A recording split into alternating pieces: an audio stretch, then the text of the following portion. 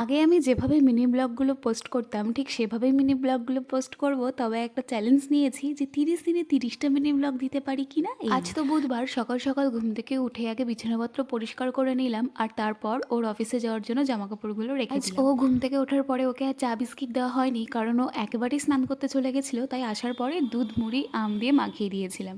আর এদিকে ওর টিফিনগুলো ঠান্ডা করতে দিয়েছি। এখানে আছে আলু ফুলকপি রসা, ডিম আর আলু দিয়ে ঝোল আর ভাত। এটা ঠান্ডা হয়ে গেলেই প্যাক করে দেব। আজকে সকালে আর আমি ভাত খাইনি, আমি তো এখন সকালবেলা করেই ভাত খাই, তবে রোজ দিন আর ভাত খেতে একদম ভালো লাগছে না, তাই একটু ফল খেয়েছি।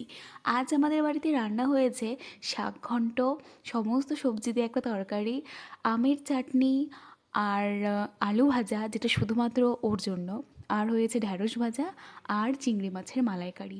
তো এই মিনি ব্লগটা কেমন লাগলো অবশ্যই কমেন্টে জানিও। দেখা হচ্ছে নেক্সট কোনো মিনি ব্লগে। ওকে, বাই।